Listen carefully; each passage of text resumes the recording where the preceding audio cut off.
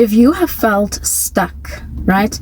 Either you keep attracting the same relationships, you keep attracting the same kind of partner, maybe you are stuck in the same financial position, right? Or even just a mindset. The thing is that you deserve a breakthrough. You know you do, right? And when we actually look at this and you look at it honestly, there is never anything outside of ourselves that is stopping us. The blockage, the resistance is your brain.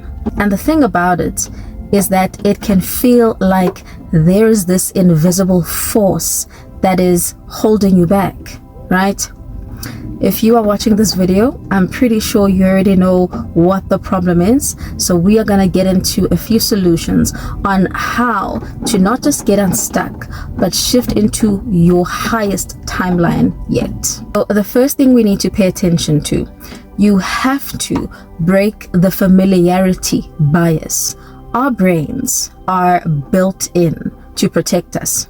Our brains are so addicted to what is familiar. They will fight to keep us in the exact same positions, whether it's good for us or not. This is why a lot of times people struggle to leave really bad relationships, right? You know it's not good for you. You can feel that this person is not good for you. Sometimes maybe your energy even gets drained, right? The minute you see them, the minute they walk in the room. But for some reason, you can't leave. Why? That's because of what's going on neurologically. Our brains will quite literally fight to keep us in the exact same patterns. And this is why a lot of people actually tend to self-sabotage. Maybe you decided you're going to start working out. Maybe you've decided you're going to start dating a different kind of person. But when you are trying to deviate from what is familiar to you, our brains do everything they possibly can to hold on to the past version of us, to hold on to the version that is familiar. And this is why we often self-sabotage when we are so close to changing. This is why a lot of times this is actually an issue of neural conditioning, right? The way our neurons are set up, the neural pathways that we have nurtured, not so much an issue of discipline or lack thereof. So the solution here then becomes, how willing am I to disrupt the patterns? Because you've got to be willing to disrupt those neurological pathways. This is what I often suggest. When you have something that you're really familiar with mentally, right? Say you're coming out of a bad relationship, right? You want to replace that, first of all, with other things that are more important. 2 things, 3 if possible, but not too many. 2 usually works. And what you're going to do is you are going to invest yourself mentally, right? Learn about it as much as you can. If it's a new skill, if it's a new hobby, immerse your mind in learning about that thing, in being so almost nearly obsessed about it, okay? Because what this does, it doesn't just shift your mind from that other subject, it starts to fixate you on this new subject, but you want it to be something you actually care about. Why? Because your emotions will naturally follow. So if it's something you like and you enjoy, you are going to be so excited to do it that you will naturally move in that direction. Okay? What does this do? Slowly but surely, this narrows down the neural pathways of the subject that you don't want to visit as much. Another thing, when you do start to do this, your brain is going to resist. When it does, you insist that we are going the other way, right?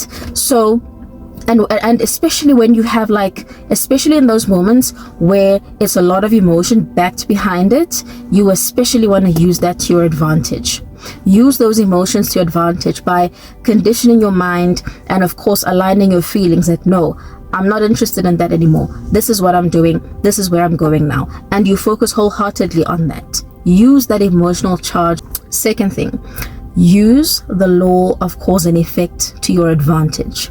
This is where we shift from being a victim to being a creator. We've established by now, the only reason we ever feel like we are stuck in a situation, in an environment, is only because it is that familiar to us, right?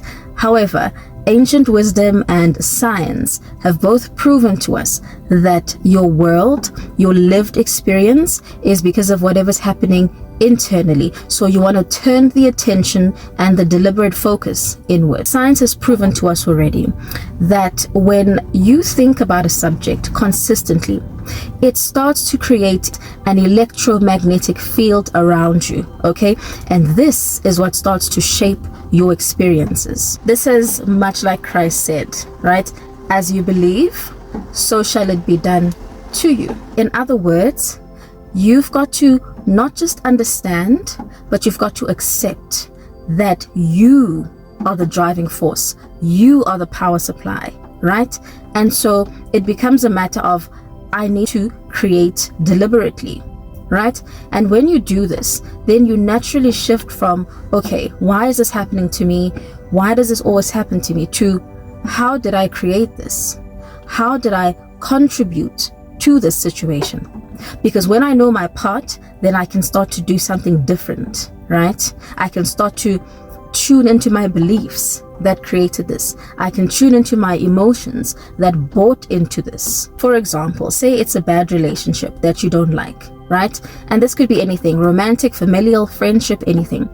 Now, when you look at it from a beliefs perspective, right, you'd have to go, okay, what did I believe about myself in order to accept this relationship or end up in this situation, in this relationship? It might be that maybe you didn't think very much of yourself, right? Maybe you didn't think you deserved the absolute best kind of partner or treatment, right? From a feelings perspective, what is it that I was feeling about myself, right? Maybe it was low self-esteem.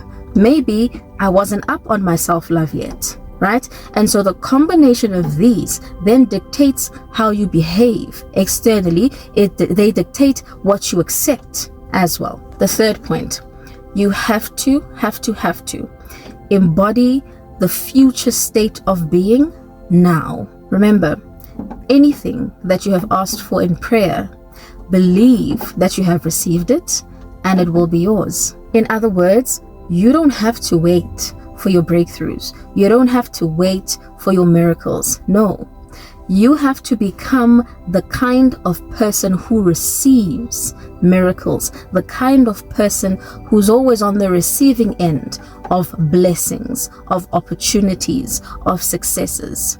You've got to become identified as such now. So, for example, when you visualize yourself, right, like this desire has been done already, like your prayers have already been answered, you are in effect creating new neural pathways, right? You are cementing it. And this is what I like to call cementing it in the spirit. And so what happens is it must then materialize into the physical, right? If you understand that everything is first born in the spirit, right? And when you go internally, you're going to commune in the secret place so that it may manifest out into the physical, right? You're going to go internally and you're going to visualize it, for example, if that's what you choose, right? And as soon as you see it, that is the desire being born. That is you asking and receiving. That is you seeking and finding, you see? And so from that place, you've got to trust that it's already done, that now it's just a matter of it materializing in the physical. Another way to think about this, you must understand that our spirits seek expansion. Your spirit is what came here to expand and to grow.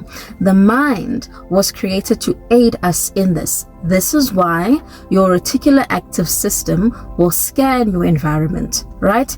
And so according to what you feed yourself as being important information, that's what it's going to pick as being important. And then it's going to keep filtering it through. Then by neuroplasticity, your brain is going to familiarize this and therefore acclimate you with this, right? And so it's going to give you more and more and more of this. You've got to use this to your advantage. You've got to understand, this is why I say your miracles are not out there. They're right here. You create them. And this is something that athletes also use as well, right? Because our nervous system doesn't know the difference between what is imagined and what is real. The last point is to unlock stuck emotions, okay? This is where shadow work comes in. For some people, movement also works really great. One of the most profound truths about being stuck is that our bodies hold on to emotions, okay? Our bodies hold on to trauma. And if these are negative and they have not been released yet, they will get stuck in the body. This is what creates a lot of subconscious resistance for us. What's also interesting here is that when you factor in that in a lot of cases, generational trauma is also passed down on a cellular level. Okay, this is why sometimes it might be really difficult to move past certain issues, or you find that this is like a lineage issue. You know, my grandmother went through this and so did my great grandmother, etc. But what it is that energy, because it's never been addressed, it still remains with you physiologically. And so it's so important to work on releasing these blocks as well, because they tend to affect us really significantly. And so with that, I hope you have found some value in the information that we've shared today. And if you do need help with any of this, there are links below. I would love to help you in this, and I hope to see you soon. Do like and subscribe if you found this valuable once more. See you.